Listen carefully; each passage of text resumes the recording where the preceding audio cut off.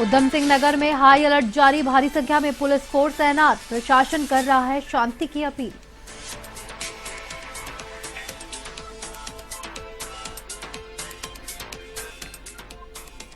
विपक्ष सदन में नहीं घेर पाया सरकार को, यूसीसी ने उनके इरादों पर फेरा पानी, कांग्रेस ने कहा जरूरी मुद्दों से भटकाया ध्यान।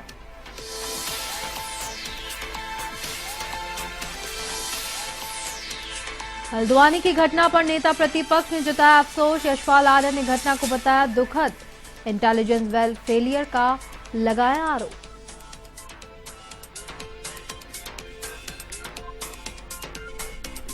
देहरादून के पास शीशमबाड़ा में बना कूड़े का पहाड़, कूड़े की बदबू से लोग परेशान, निगम जल्द वहां से हटाएगा कूड़ा।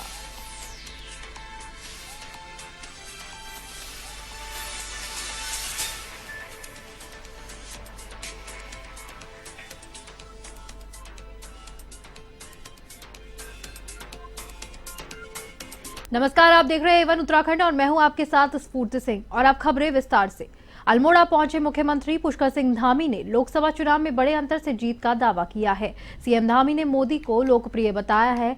एक दिवसीय दौरे पर अल्मोड़ा पहुंचे सीएम पुष्कर सिंह धामी ने रोड शो किया और हवाल बाग में विशाल जनसभा को भी संबोधित किया।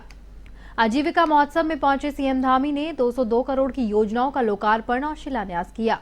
सीएम धामी ने हल्द्वानी में अराजक तत्वों पर कड़ी कार्रवाई की बात कही। उन्होंने कहा कि कानून तोड़ने वालों से एक एक करके वसूला किया जाएगा। जहां पे सरकार पूरे प्रदेश में अतिक्रमण हटाने का काम कर रही है, आगे भी यही जारी रहेगा।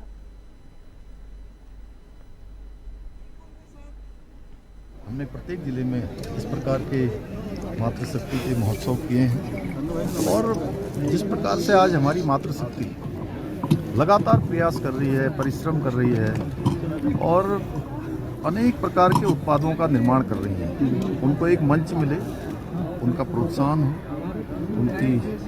उनका उत्साह बढ़े, उसके निमित्त ये कार्यक्रम हो रहे हैं। और निश्चित रूप से इन कार्यक्रमों में जिस प्रकार से उनके उत्पाद आ रहे हैं, जिस प्रकार के स्टॉल लग रहे हैं, प्रदर्शनी लग रही है, वो हमारे प्रधानमंत्री जी का जो एक विजन है मातृशक्ति को आगे लाने का। और इस सामान्य बजट में भी उन्होंने इस बार जहां प्रधानमंत्री आवास योजना की जो संख्या है वो बढ़ाई है, उसको लक्ष्य और बड़ा किया है। लखपति दीदी योजना का लक्ष्य 1 करोड़ और बढ़ाया है।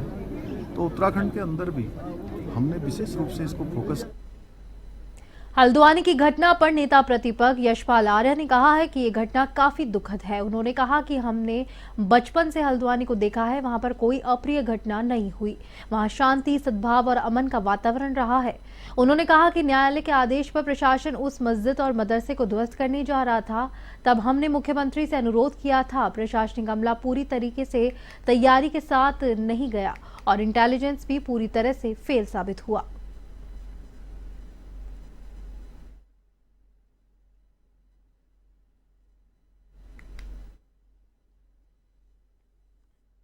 घटना है, बहुत ही दुर्भाग्यपूर्ण है, दुखद है और चिंतनीय भी है। और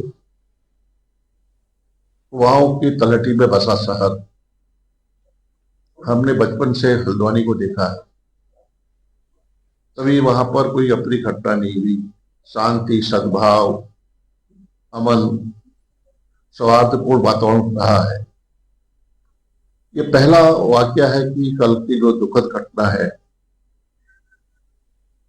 उससे निश्चित रूप से जिस तरह से जिला न्यायालय की याचिका खारिज हो जाती है और उसके पश्चात ध्वस्तीकरण की कार्रवाई होती है, इससे पूर्व में भी प्रशासन उस मस्जिद को, मदरसे को ध्वस्त करने जा रहा था। तब हमने माननीय मुख्यमंत्री से अनुरोध किया, उनको स्थिति से अवगत कराया और ध्वस्तीकरण की कार्रवाई। नैनीताल के हल्द्वानी बनभूलपुरा अगजनी मामले में उधम सिंह नगर में हाई अलर्ट जारी कर दिया गया है। साथ ही भारी संख्या में पुलिस फोर्स भी तैनात किया गया। रुद्रपुर में पुलिस छावनी में तब्दील कर दिया गया, जहां रुद्रपुर के इंदिरा चौक स्थित मस्जिद में जुम्मे की नमाज के दौरान वरिष्ठ पुलिस अधीक्षक मंजूनाथ टीसी ने जनता को अमन का संदेश दिया। उनके नेतृत्व में प्रशासन और पुलिस विभाग द्वारा दल बल के साथ गाड़ियों द्वारा मोर्चा निकाला गया, जहां पर अमन शांति पूर्ण तरीके से प्रत्येक थाना क्षेत्र में ड्रोन का भी इस्तेमाल किया गया। मस्जिद के चारों ओर छतों पर ब्लैक कमांडो को भी तैनात किया गया।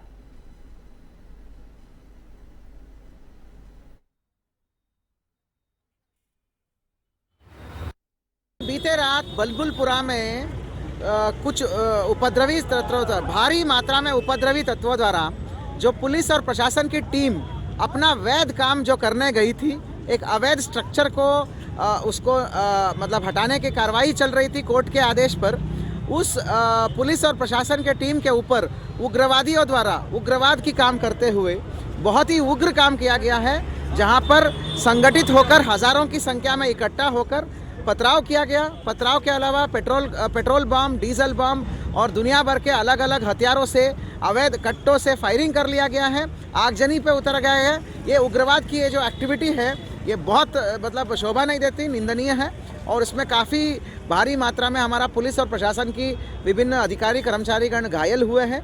इसके परिप्रेक्ष्य में आज जो है पूरे जनपद उधम सिंह नगर में हमने पुलिस फोर्स को अलर्ट के मोड में रखा है। विधानसभा सत्र में विपक्ष सरकार को घेरने के इरादे से उतरा था, लेकिन सत्ता पक्ष के लिए बेहद महत्वपूर्ण समान नागरिक संहिता विधायक के आगे उसके तीर तरकश में रखे गए हैं, जहां पे विपक्ष चाहकर भी इन तीरों को प्रत्याचार नहीं कर पाया है। कांग्रेस के संगठन उपाध्यक्ष मथुरा दत्त जोशी ने कहा है कि भ्रष्टाचार, भू कानून, महंगाई, बेरोजगारी, मूल निवास समेत कई मुद्दों पर सरकार को घेरने को तैयार थी, जिसमें विपक्ष की ओर से प्रश्नकाल और कार्य स्थगन प्रस्ताव पर इस मुद्दे को उठाया जाना था।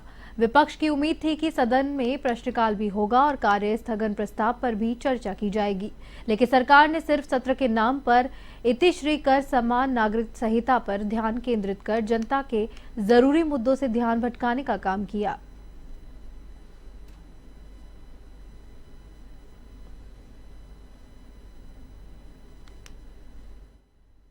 सरकार सदन चलाना ही नहीं चाहती है। सरकार जानबूझकर लोकतंत्र का गला घोटना चाहती है, विधायकों के अधिकारों का हनन करना चाहती है। अगर सरकार इंटरेस्टेड थी, भू कानून जैसा मुद्दा है, मूल निवास का मुद्दा था, बेरोजगारी का मुद्दा था, महंगाई का मुद्दा था, पेपर लीक का मुद्दा था, कई विधायकों के विशेषाधिकार हनन के प्रस्ताव लगे हुए थे, प्रश्नोत्तर काल नहीं हुआ। सरकार राज्य के विकास के प्रति संवेदनशील है कहाँ? सरकार तो धींगा मस्ती कर रही है, दादागिरी कर रही है, बहुमत की धमकी दे रही है कि चूँकि उनका संख्या बल ज़्यादा है इसलिए जो उनकी मर्जी आती है वो करते हैं।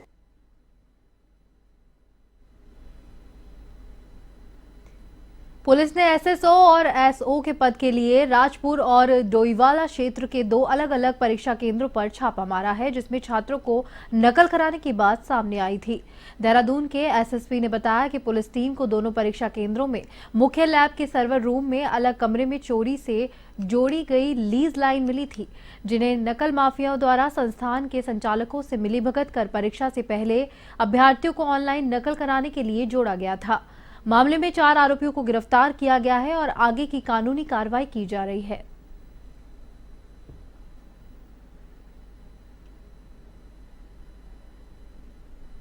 दो सेंटरों पर अनियमितता की शिकायत गोपनीय रूप से मिली थी, जिस पर टीमें हमारी लगाई गई थी। तो प्रथम दृष्टया जो वहां पर लीज लाइन को जोड़कर जो सर्वर है जिसमें ऑनलाइन परीक्षा होती है, उस पर कहीं न कहीं उससे जो है छात्रों को नकल कराने की बात सामने आई थी। उस पूरी चेकिंग के बाद इसमें 4 लोग जिसमें शामिल थे उनको गिरफ्तार किया गया। राजपुर और डोईवाला थाने में चारों के खिलाफ मुकदमा दर्ज कराया गया। 2 इसमें मेन मास्टरमाइंड जो थे वो फरार चल रहे हैं। इसमें एक अंकित है जो पूर्व में भी दिल्ली क्राइम ब्रांच के किसी मुकदमे में वांछित चल रहा था, वहाँ भी इसी तरह से परीक्षा ऑनलाइन परीक्षा नकल में उसके द्वारा धांधली की गई थी। तो देखा जाए हरियाणा और मुजफ्फरनगर के इसमें लोग जो अरेस्ट हुए कहीं ना कहीं ये गैंग के सदस्य जो मुख्य रूप से जुड़े हुए थे। अभी मेन मास्टरमाइंड जो 2 लोग हैं। देहरादून के शहर काजी मोहम्मद अहमद कासमी ने हल्द्वानी घटना पर कहा है कि सभी लोग अमन चैन के साथ मिलजुल कर रहे। शहर काजी ने मुख्यमंत्री पुष्कर सिंह धामी से मिलने के लिए समय भी मांगा। उन्होंने कहा कि हम मुख्यमंत्री पुष्कर सिंह धामी से मिलकर अपील करेंगे कि वे शांति पर व्यवस्था बनाने के लिए हर स्तर से कार्रवाई की जाए। शहर काजी ने कहा कि देश में हमेशा अमन चैन के साथ हर काम हुए हैं और कई मामलों में आपस में मिल बैठकर और कई मामलों में न्यायालय के आदेश के बाद कार्रवाई की गई। देहरादून में भी कई स्थानों पर पुलिस फोर्स लगाई गई है।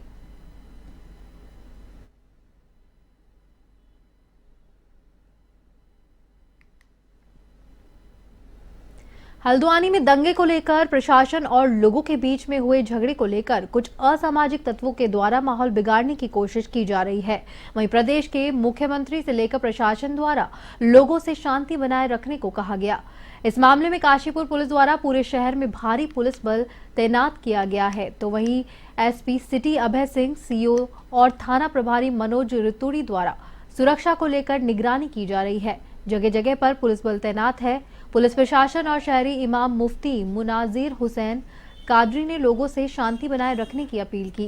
काशीपुर पुलिस ने सुरक्षा की दृष्टि से पूरे शहर में फ्लैग मार्च कर लोगों को शांति बनाए रखने की अपील की है।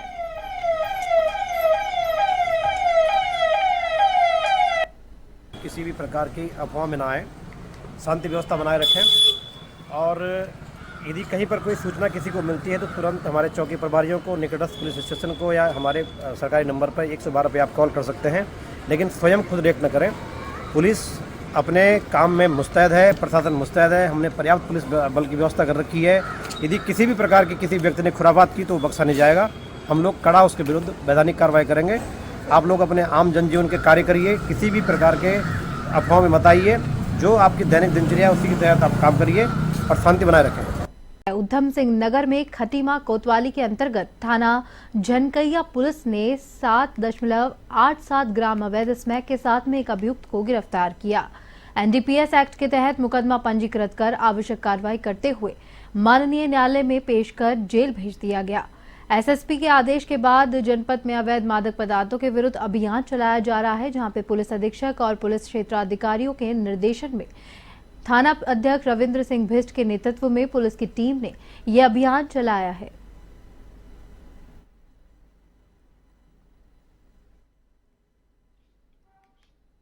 ये लोकसभा निर्वाचन के दृष्टिगत जो है थाना क्षेत्र में सघन चेकिंग अभियान चलाया जा रहा है, जिसके क्रम में कल थाना पुलिस को जो है लोहियाहाट रोड में एक अभियुक्त है आकाश भारती, इसके कब्जे से लगभग 8 ग्राम स्मैक बरामद हुई है।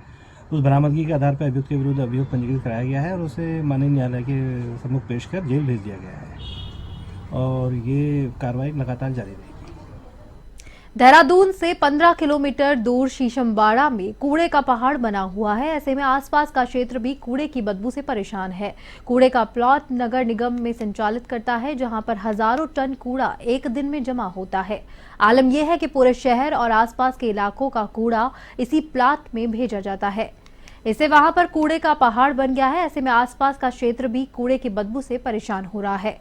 नगर निगम के मुख्य नगर स्वास्थ्य अधिकारी डॉक्टर अविनाश खन्ना ने बताया कि उनको कम किया जा रहा है, जहां पर आईआईटी रुड़की से इसके लिए स्टडी भी चल रही है, जहां पर 10 दिनों में आईआईटी रुड़की से पूरी रिपोर्ट आ जाएगी और कूड़े को जल्द से जल्द वहां से हटाने का काम शुरू किया जाएगा।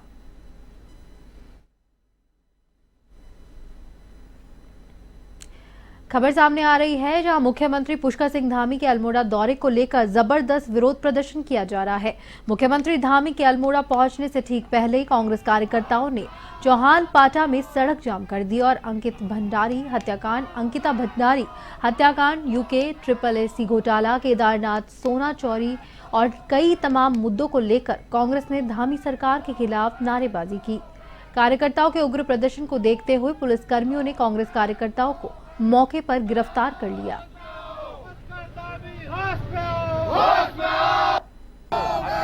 हत्याकांड की अभी तक कोई जांच नहीं हुई है और जो यूसीसी का मामला है और जो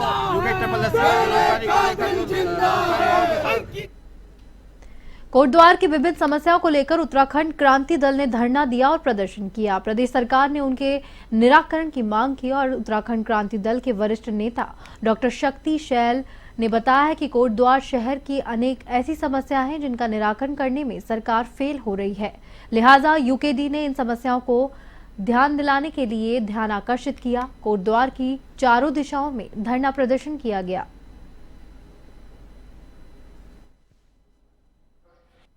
सिगड्डी सोत में धरना प्रदर्शन किया। उस रोड के लिए वो पुल का जो निर्माण हुआ है वहाँ पर सिगड्डी सोत में, उसके लिए जिम्मेदार कौन है? लाखों रुपए बर्बाद किए।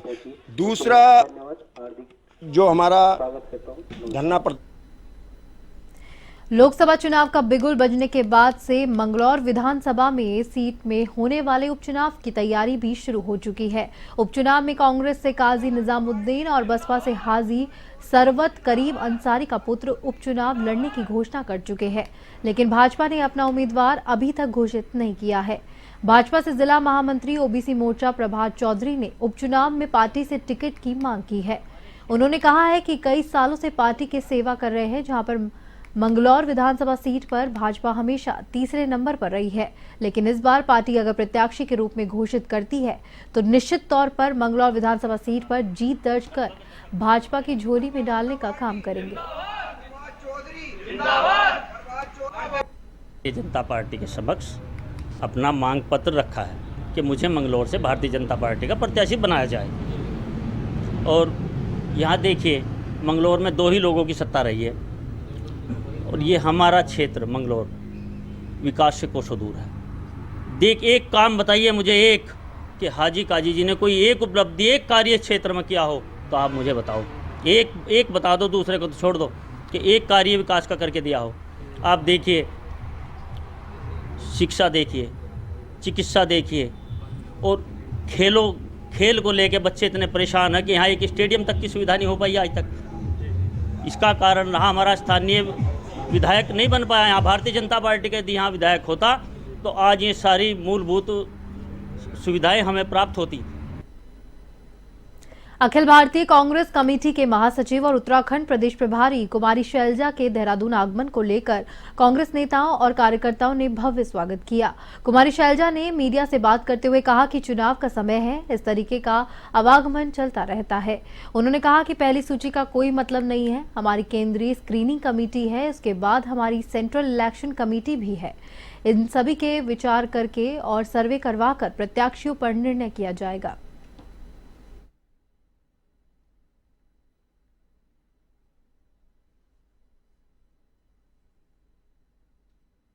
कुछ लोग यहाँ आते जाते चुनाव के बाद इस तरह का चलता है, आवागमन चलता है। पहली सूची कब तैयार सकती है कांग्रेस?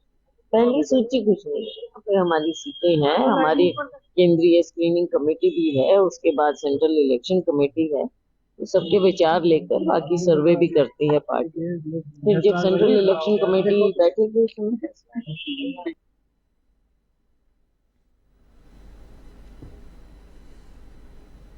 और इसी के साथ एवन उत्तराखंड में फिलहाल के लिए इतना ही। मुझे दीजिए इजाजत। नमस्कार।